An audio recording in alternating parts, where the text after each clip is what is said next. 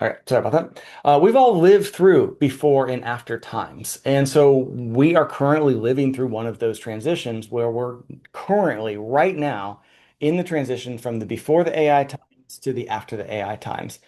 Just think about how much you think about, talk about, hear on the news, hear on social media about AI compared to, say, 3 years ago, or 4 years ago, or 5 years ago.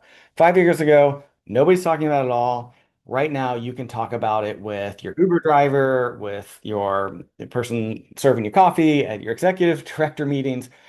Everybody's talking about AI, and because we're in one of these transitions. And like all these other paradigm shifting technologies, I don't think the world is really ever going to be the same again. And so I want to start with this idea of why AI is just such a big deal, why it's different than a lot of other technologies that we've lived through.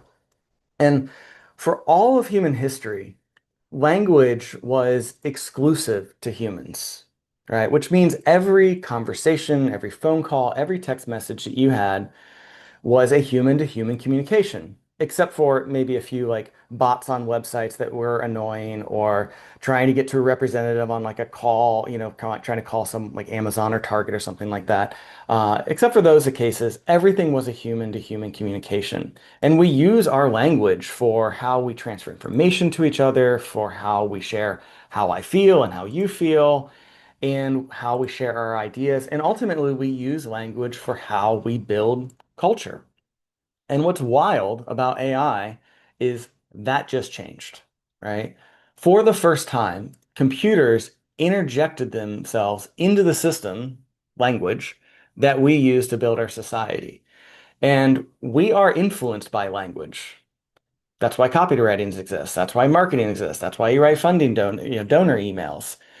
And because AI uses language and because we are influenced by language, AI will influence our society. Already, I'm starting to like kind of look out for little mini cases of this. So whenever somebody in the real world says the word game changer, which if you've used ChatGPT for more than 5 minutes, you realize that ChatGPT loves the word game changer. I start to wonder, like, where did that come from? Did they say game changer 2 years ago, or is that a new influence into ChatGPT, into our language? And so I asked myself the question, like, is this going to be for better? There's a lot of hype. If you're on LinkedIn, it's like, oh, it's going to save us. Is it going to be worse? Is it going to consolidate power? And is it going to like disrupt our society? And I think like most paradigm shifting technologies, it's really going to be both. It's going to be for better and for worse. And it's kind of up to us to help steer it towards ethical and responsible adoption. We don't want to fall into the same situation we had with social media, where 10 years later, we're now realizing it's like wrecking our mental health. It's like not good for our youth. It's not good for our attention span. It's literally changing our brains. I think the same potential can happen with AI. And so, how do we actually use this technology to amplify the positive work we're doing, especially for nonprofits, and not make things worse for us? And so, the goal today is to show some demos, talk about some best practices, and start to talk about some of these new ethical questions that we've never had to consider before. I have a friend recently divorced, and they said that they are getting hammered with ads for get an AI boyfriend, get an AI girlfriend. Like people will fall in love with these. What do we do with it? That is a new ethical question that we've never had to consider before as humans. And there's a whole host of these. There's a whole host of ethical questions that we need to like navigate through. And there's no one answer. And so we need to be using our judgment as we go through this. And so we're going to be talking about generative AI. The AI has been around for a long time, but this new thing, right? Generative AI, ChatGPT, Claude, Gemini, Grok, like these are these new tools. And I'll tell you a little bit about who I am and how I got here, but I'm going to wait to do that because part of my life was being a teacher. And again, I was so annoyed when people would just talk and talk and talk. And at the very end, they would show the demos. And I was like, when I teach, I'm not going to do that. Demos up front, and then we can have context to talk about them. So I'm going to show some demos for AI right now, and then we'll talk a little bit more about it, and we'll see some more demos as well. So the first thing I want to show is deep research. And the reason I start with this is one, because it's wildly powerful and it takes about 10 or 15 minutes to run. So we'll revisit in a little bit. So Mostly during this demonstration, I'm going to be using ChatGPT as kind of the primary tool. It's the tool that I suggest most people start with because there's a lot of depth. You can go far with ChatGPT without kind of running into the limits of what it can do, without like hundreds of hours of use. If you're past ChatGPT, we can talk about that later. But so deep research. So all I'm going to do is I'm going to click on this button down here, underneath with the little like kind of like telescope looking thing. Oops, not that one. Deep research, and it switches from ask anything to get a detailed report. And so, what I want to do is I'm going to do a deep research project on something that I literally am learning about and want to learn about, and that's in-kind donations. What are the best practices for in-kind donations? What information is out there about how to do in-kind donations and build up corporate in-kind donation partnerships? So let's find that out. I need to do a deep research project on in-kind donations and the best practices for nonprofits to initiate in-kind donations, both as a one-off when you need specific supplies or support, and then also as a more strategic corporate plan.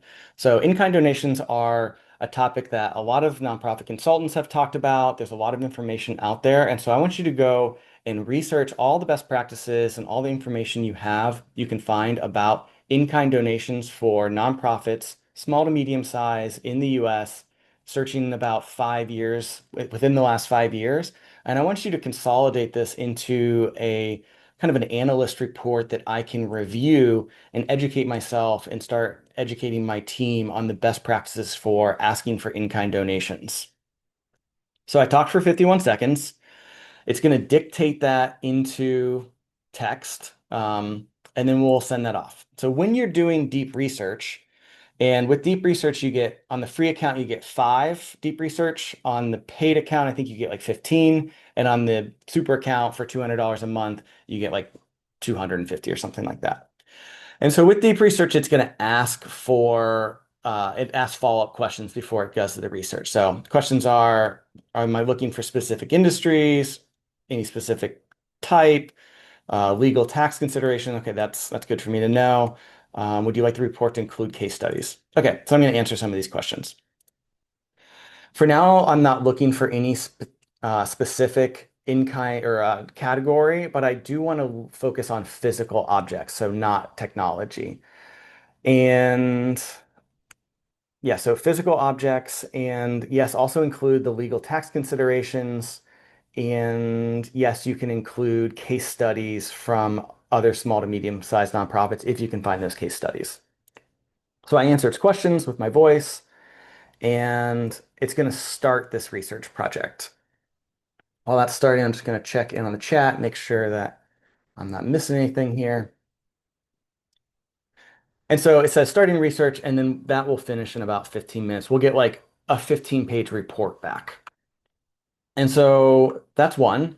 And the next thing I want to show is planning and marketing an in-person event. As I've helped nonprofits, one of the things that I've learned and realized is that one of the best things you can do is invite people to your physical space and just show them the impact. You can do all the digital marketing you want, but bringing somebody in and having a face-to-face conversation, showing them direct impact, showing the space that you're working in, can have a really high return on investment on, which is to say, you invite people in and some people might write $1,000 check that day. And so there's two types of events. You can have huge galas, which take a year to plan, tons of resources between time and actual money resources, or these kind of like micro small events where you're just maybe inviting like 10 people to come to your organization. And so I'm going to help with planning that sort of event because the effort is a lot lower, but the return, so what someone might, any person could be a $50, $100, $200, $1,000 donor right then on the spot. And so as I've been working, people have kind of said this is a better use of time oftentimes than the big gala. But it still takes a lot to plan any sort of event. So I'm going to go to an event planner that I have. And so this is a custom GPT or a custom AI assistant. I may talk about that a little bit more today and the next series as well. And so what this is already trained to help me plan events. And so I'm going to answer its questions and it will have a few follow-up questions. And what this AI assistant is going to do is help me create the title, the description, the Facebook marketing pages, the website descriptions, the email campaigns, the invites, the attendee list. Like it's going to help create all the assets that would go along with an in-person event. So I'm going to again open up my microphone and start talking to it. The type of people that I want to invite to this event are principals of local schools because we support students at our retreat camp and we do resiliency skills for students. We want to invite local principals. And when we're going to do a lunch and learn for principals, so lunch will be provided. It's a free event.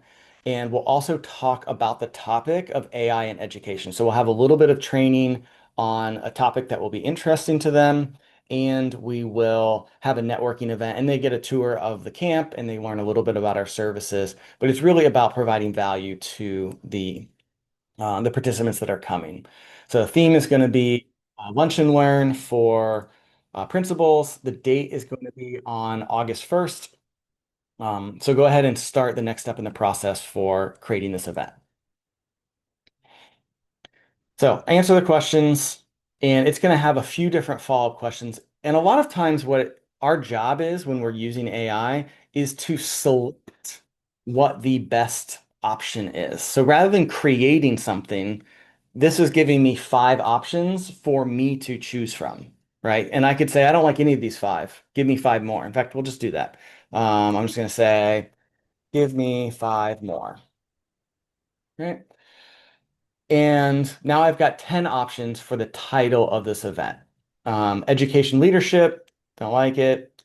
Leading schools forward, lunch and learn on AI and students' resilience. Okay, so I'm just going to say I like number 9, and I don't want everything to be capitalized in the first, but let's go ahead with number 9. So I read them all, which I did not do. But if I were really doing this work, I would read them. And then I choose what I think is the best one based on my judgment. So the next thing it does is it's going to give me event description. So again, it's trained to give me five that are exactly 3 sentences and it's focused on the value and the benefits to the. So I would read these. I'll just read one. Enjoy a free lunch and learn opportunity designed to inspire and inform. You'll leave with actionable strategies related to AI and education and a fresh understanding of how offsite learning experiences can build student resilience. It's a perfect mix of insight, connection, and nature. So I'm just gonna say the number 3. I'm saying that's the number that I choose for my description. Now, the next thing is going to write my website information. So now I've got my title, I've got my event description, I've got who should attend, I've got the RSVP, I've got a sample agenda, which I would need to update, right? Because it didn't ask me anything about it yet. So, and my host. So I'm going to update the agenda real quick. I need to update the agenda. This actually starts at 11:30 and is going to run for 90 minutes. The agenda overall looks good. There'll be the 15-minute window to start, and then we'll open with the discussion. Then we'll move to lunch, and then the tour will be last. So I'll go ahead and create a new agenda for me. So again, I'm just telling it what I want. And so this is where I am, Troy, and I see it in the chat. I will share out all of these resources that I'm sending. So a lot of my work is to build custom AI assistants for nonprofits, and so I'll share this one and the other ones that I show today. So here's the updated agenda. It's saying let's move on to the next task, which is creating subject lines for the email. I'll just say yes, move on. And now I've got 5 subject lines to choose from. Education evolved. That's boring. Discover, connect, and innovate. That doesn't tell me what it was. Refresh your perspective. Explore student resilience strategies and network with peers. I'm going to say, I don't like any of these. I want it to be really clear that I'm inviting them to a lunch and learn. So lead with that and then have the secondary part be the follow-up about what it is. So I didn't like any of them. I'm giving some feedback saying, I don't like what you created. Now we're getting somewhere. You're invited. Free lunch and learn for school leaders. That's more compelling. Learn, connect, and tour a unique student retreat center. I like the first part, but not the second. So this is oftentimes how I'll work. I'll say, I like the start of number three, and I like the end of number four. Can you give me three more options that mix these two together for me to review? So I'll say, I like this part and I like this part. Can you mix them up and give me more options? So it's transcribing, and here are more options. You're invited, free lunch and learn for school leaders, AI insights and resilience building strategies for your students. Great. I like number one. So again, my job is to select. Now it's saying it's going to write the entire email. I'll just say yes, write the entire email. And now I've got it, or it did write the email. Now it's doing my social media post. So here's my social media post. And at the end, I'm just going to say, I think there's maybe a few more steps. I'm just going to say, now make the full marketing package. Okay. So now give me all the resources. Now I still have to upload this to the website. I still have to post on social media. So there's still work to do. But how long would it have taken to go through this process of making the titles, writing the emails, writing the descriptions, doing the agenda? It's like hours and hours and hours of work, and we just did it in about 10 minutes. If I were doing this in real life, I would have spent more time on it just to make sure it's really good. So here's my full thing. So that's how you can use AI to plan and market in-person or virtual events. So the more I use this technology, the more I realize that it really is going to be important to use your judgment as AI unfolds, as we transition from a pre-AI to a post-AI society. And actually, the deeper I get, the more I realize that critical thinking is never going to go out of style. In fact, it's really more important than ever. And there's two reasons for this. The first is that you need to use your critical thinking to understand where you need to be intentional about where you want to say yes to this technology and where you adopt it and where you want to use it in your work life and your personal life, and also where you want to set boundaries. One personal boundary for me is that I do not use AI to write like handwritten cards. I did it one time and I was like, I hate this. It sounded like ChatGPT. It didn't sound like me. It didn't come from me. And I decided right then and there that I was never going to use AI at all to write a handwritten card again. The second reason why it's really important to use your critical thinking is that using AI effectively requires critical thinking, right? AI does it, but the thing is, AI doesn't know what good is. AI doesn't have judgment. AI doesn't have critical thinking. You do, right? You have critical thinking. You have judgment. You have experience that you can decide of those five subject email lines, which is the best one? Why is the best one? And that's where your judgment comes in because AI will very confidently say that it's the best without, but all it's doing is just writing that. It doesn't actually know what's good or what's not good. So just a quick hello for folks that haven't, that are new to this group and new to these sessions. I'm just going to give my quick little intro. I'm Kevin Hardin, and I've really had this like pretty winding career.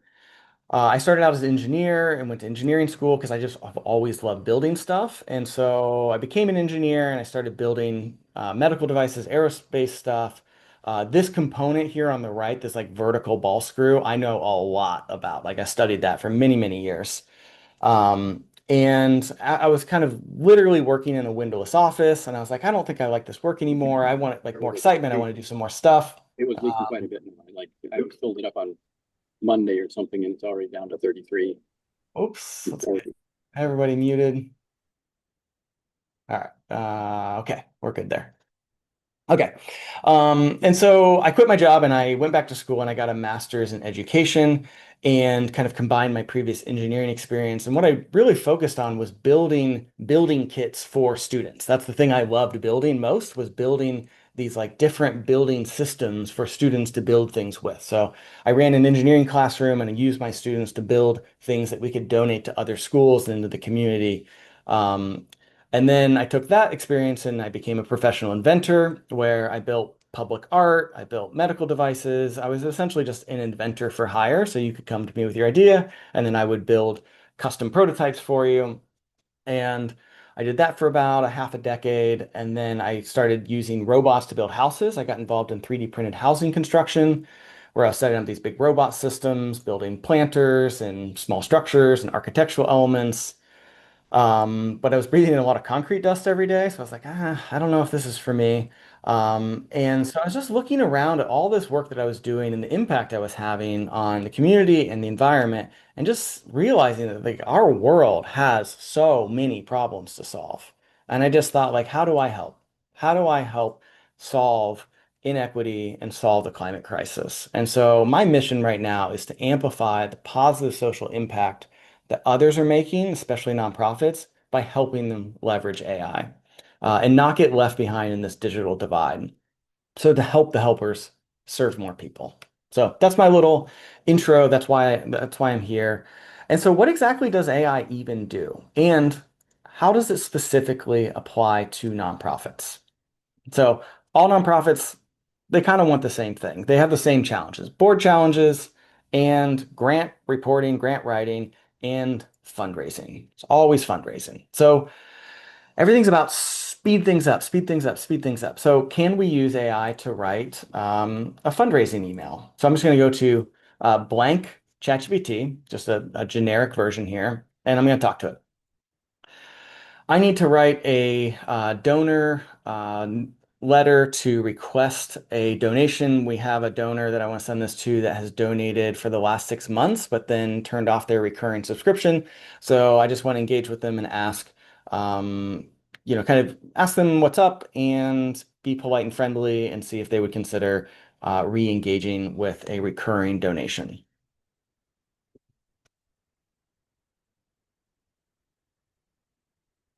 So it's going to write this, right? It's a say yes machine. It's always going to try to do the thing.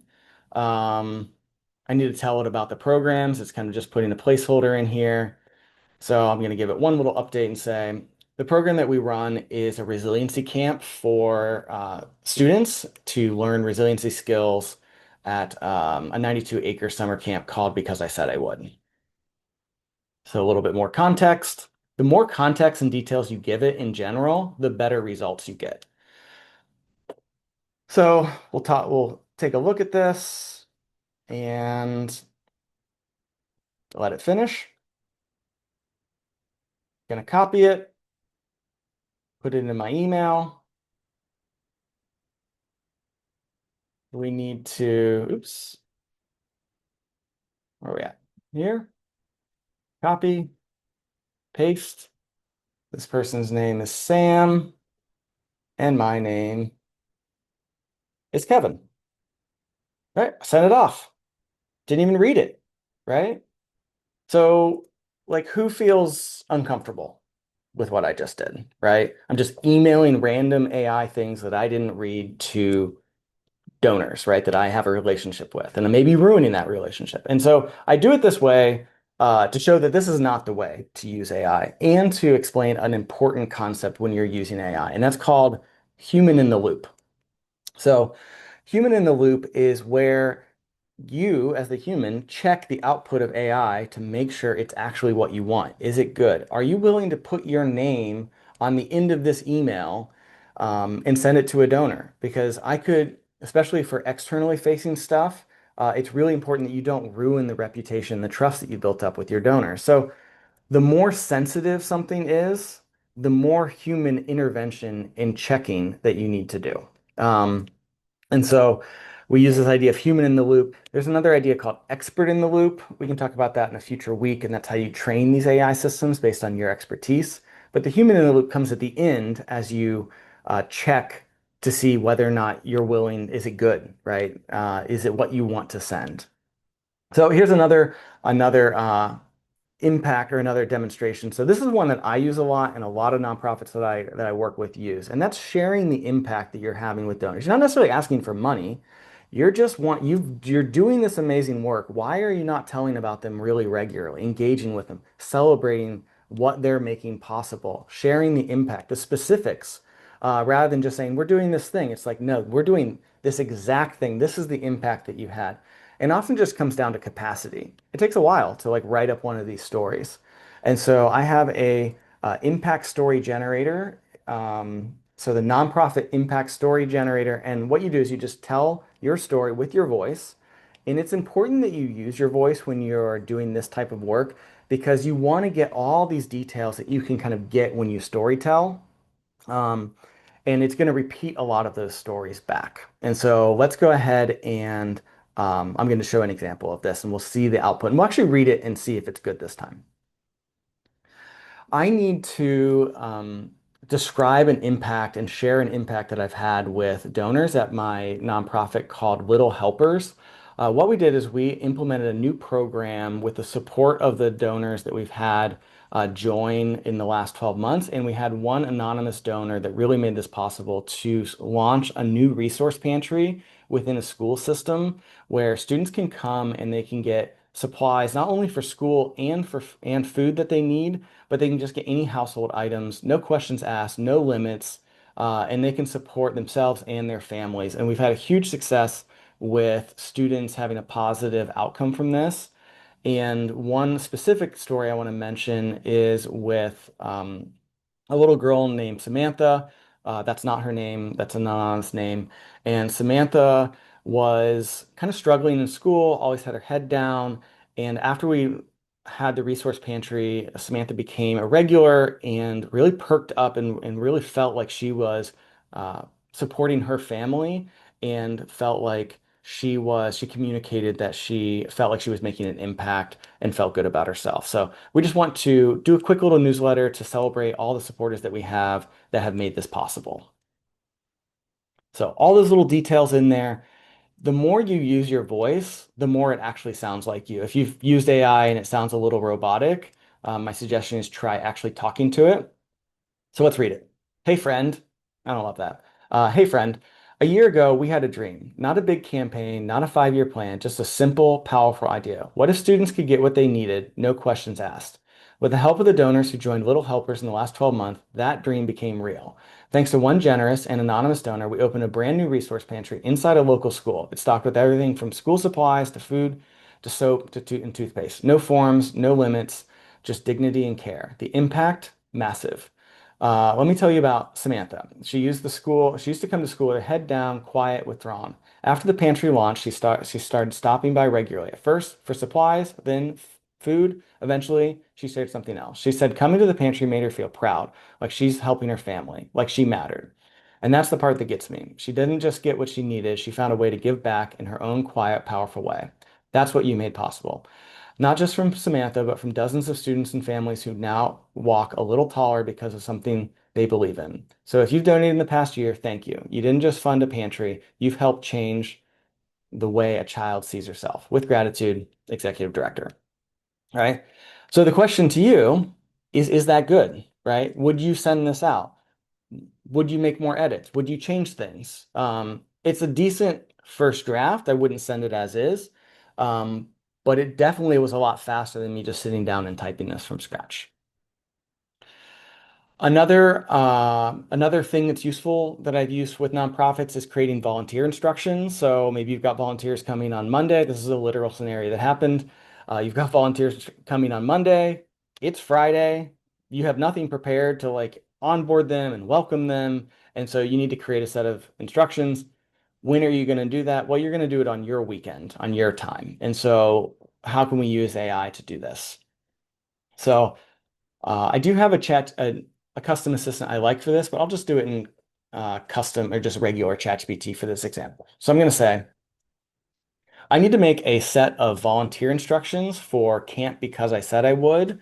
And volunteers are going to be coming on Monday, August 1st, and they're going to be doing volunteer projects in on the campgrounds to clean up flower beds and repair and paint some benches. So they're going to need to wear closed-toe shoes and lunch will be provided. The day starts at 9 a.m. We want to have just a little bit about our mission. So if you can go to can'tbecauseIsaidIwould.org and pull the mission statement, include that in the beginning. This is going to be a document that we're going to hand everyone at the beginning of the day so they know what the expectations are for that day. And then we also want to volunteer an opportunity, a call to action at the end for them to know about upcoming volunteer opportunities and thank them for coming. 51 seconds of me talking. Um, Again, I'm kind of making this up, but this is all in your head. You're like, I know what I need to tell volunteers. Or maybe you have a set of volunteer instructions you just need to tweak a little bit. So here we go. It's got its welcome and mission. Here's the volunteer day, the schedule for the day, what to bring, safety expectations, lunch breaks, a little bit of like you're making a difference, next opportunities. And now I'm going to show something a little bit more advanced. So far, I've only been saying, telling the AI to do things, right? You do this, you write this, you do this. Now I'm going to have the AI ask me questions for me to consider. So let's try that. Now your task is to give me three specific suggestions for how to make this document better and give me three specific questions that I should consider when making volunteer instructions. So this is called reverse prompting. Everything I've been doing before is just me talking to the AI and telling it to do stuff. Now I'm going to have it start to engage with me so I can think more deeply about this. Add a camp map. Seems like a good idea. Add a weather contingency. Also a good idea. Clarify tools and equipment provided. Maybe, maybe not. All right. What questions? What do volunteers need to know before they arrive? Probably good. Can you send me an email? Or I can have it write the email. Are there any accessibility or physical ability considerations? How do we collect feedback forms? So I'm just going to say, these are great ideas. Can you incorporate the three suggestions you had? And can you also write the feedback form for me to review? So I'm going to say, okay, include your suggestions and do this other task that you suggested as well. So it's going to update it now with its own suggestions. Let's see if they get in there. Now the weather contingency's in there. Now, is this correct? Is this what I want? I'd have to read it and, tell it if this is what I want.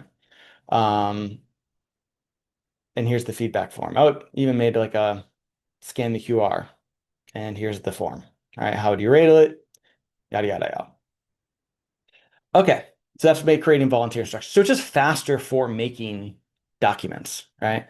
Next thing, who's got kind of a love-hate relationship with Excel, right? We've just been forced to use this for decades now. I know that I do, and every time I ask this question in keynotes and big speeches, lots of people raise their hand and they have a little chuckle. So let's go back to AI, and we're going to use AI to teach me how to do an Excel thing that I kind of know a little bit about, but I need to know the specifics. So again, I'm going to go to ChatGPT.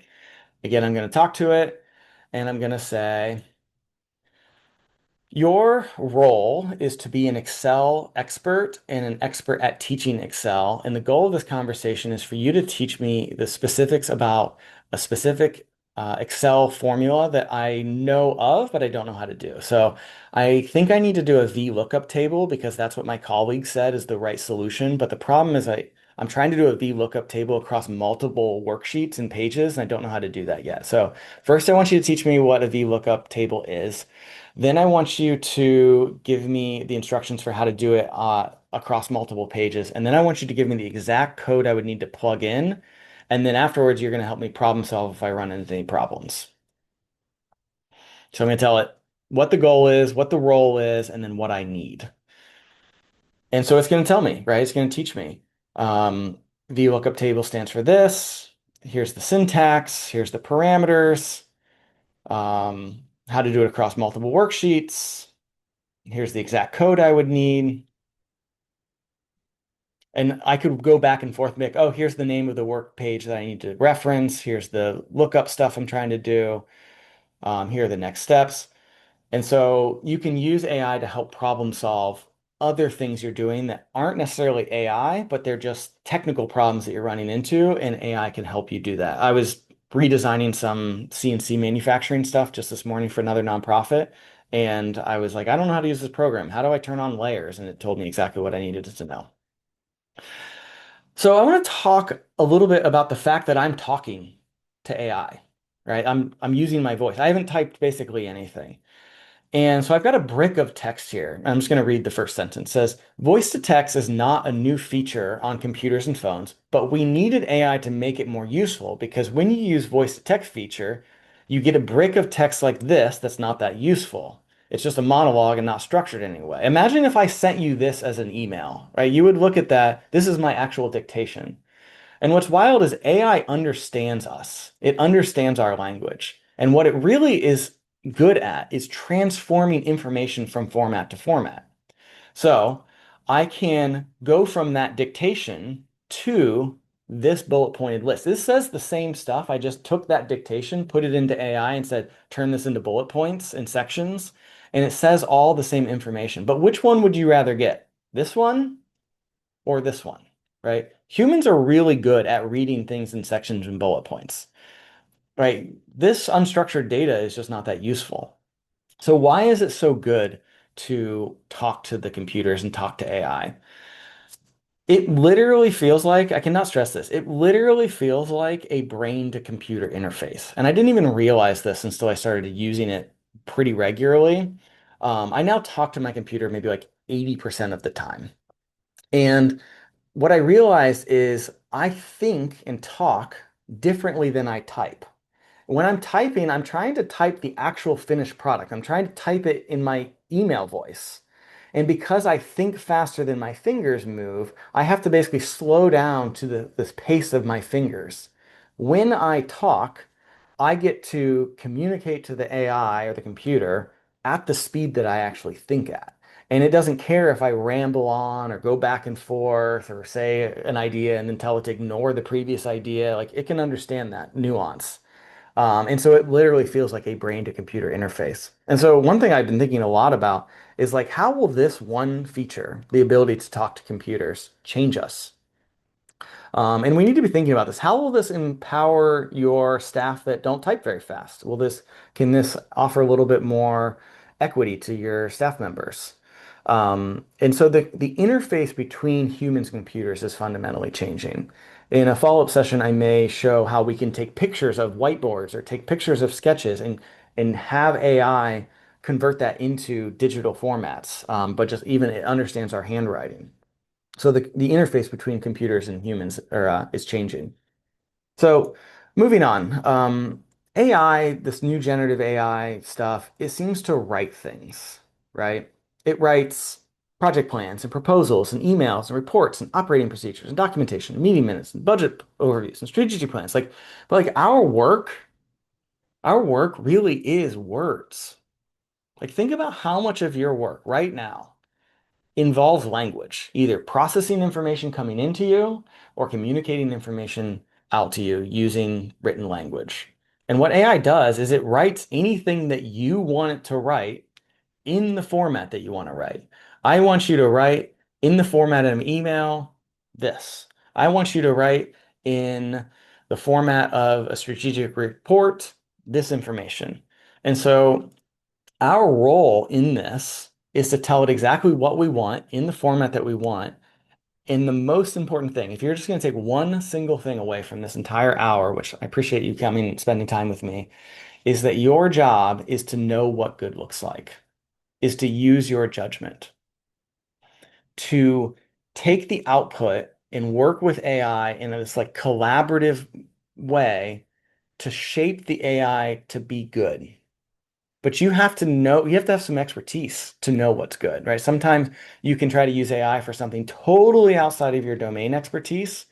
And the problem is you don't even know what good or not good looks like. And so I call this an AI illusion where it looks good to a non-expert, but it does not look good to an expert. And so what are you an expert at that you can use AI to speed up because you've spent your entire career getting good at this thing, getting good at fundraising, getting good at program development, getting good at volunteer coordination. And then you can use AI for the skill that you have to do that thing better and faster, but still relying on you and your critical thinking.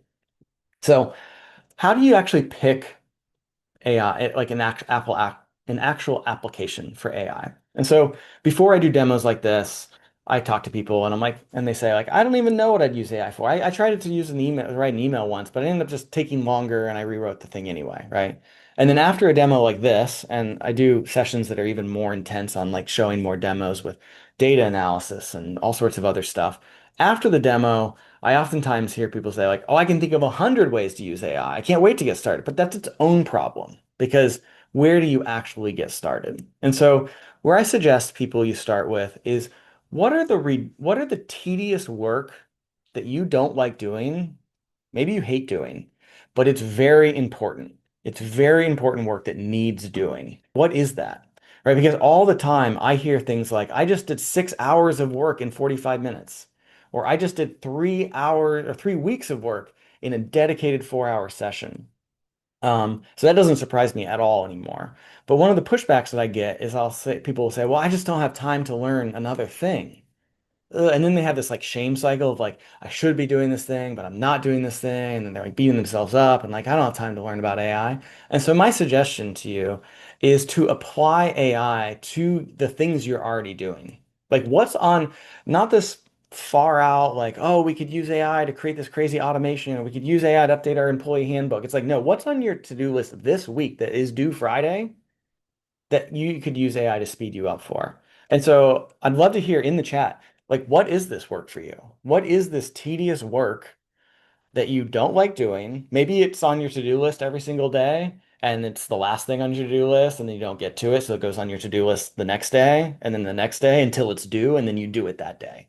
I know I have that problem. So what is this work for y'all? What is the work that is like kind of soul sucking? Like you didn't get into this work to write grant reports. You got in it to connect with people and help them. Like what is that work? So love to hear anything that comes up for you as far as what's the tedious work you hate doing that is still important and needs doing. But it begs the question, like, so what? So you can do what, right? Do more work, right?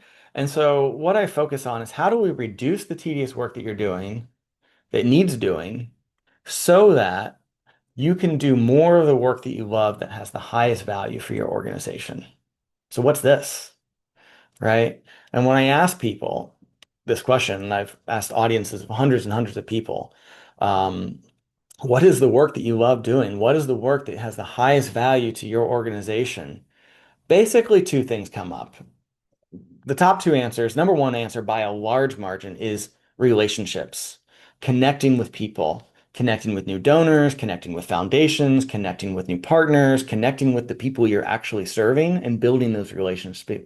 Because even in the world of AI, I think that human to human relationship building is going to actually become more important because the internet's going to get flooded with AI and nothing will replace a human to human connection and a human to human interaction. So my goal is to free you up from the stuff that's like keeping you from that. Number two answer is usually like high level strategy, thinking about how to grow the organization, thinking about how to bring in new programs and new partnerships. So curious, what's here for you in the work that you love that has the highest value? So, what are some AI best practices as you get started? If you're going through this and you're like, yes, I'm ready to jump in. I want to do this. Number one, give super clear instructions.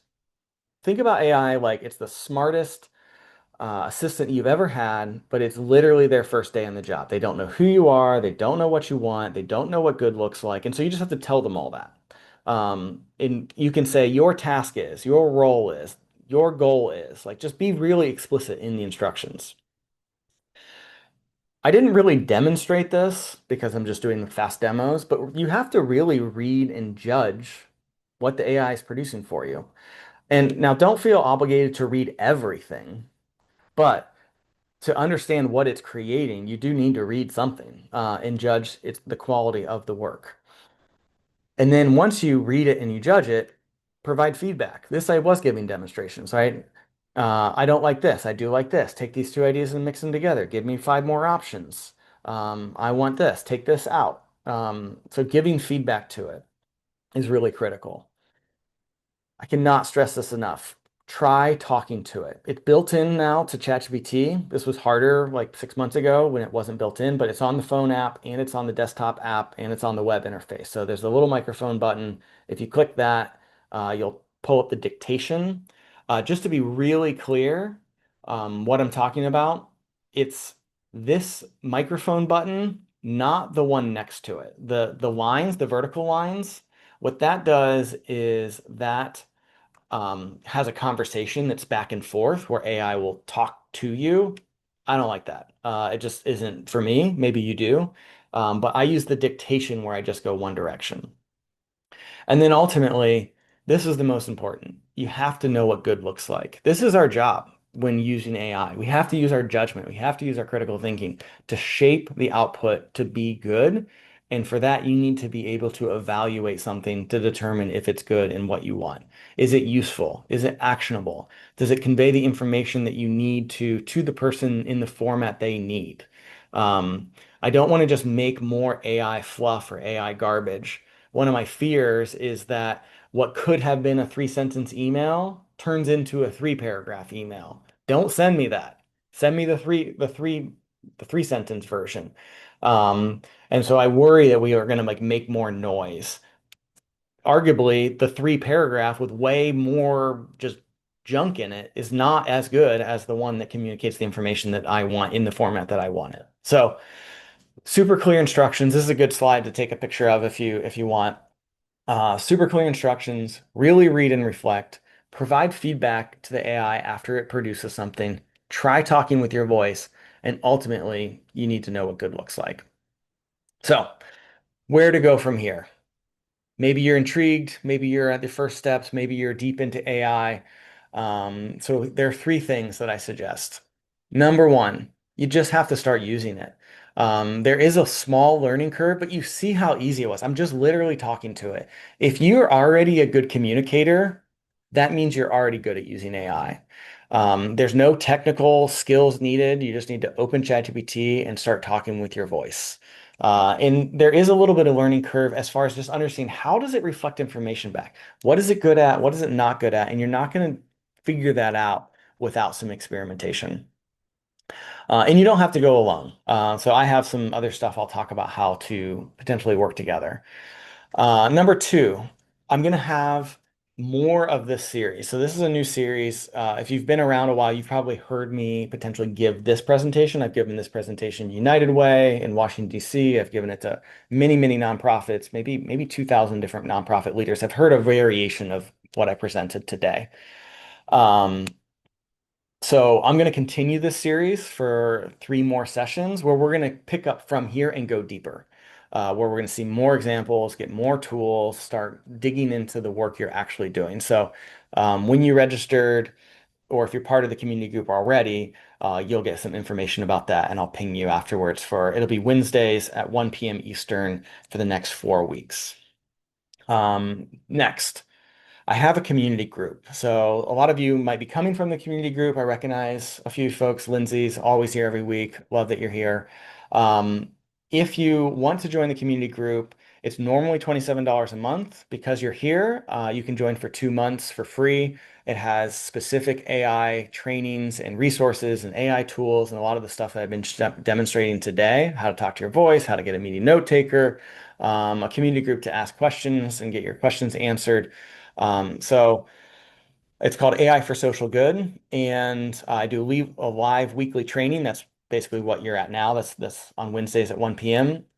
And I also have custom AI assistants for nonprofits, a classroom section in there. So happy to invite you to join for 2 months for free. You can get a lot of the resources there and then decide if it's something that you want to continue afterwards. No credit card required. You can just join and check it out. And really, when thinking about AI, the goal of AI is to empower you to do more of the work that you love while still maintaining your integrity and your values. And so we're all trying to navigate this together, and my mission is to help you amplify the positive impact that you're making.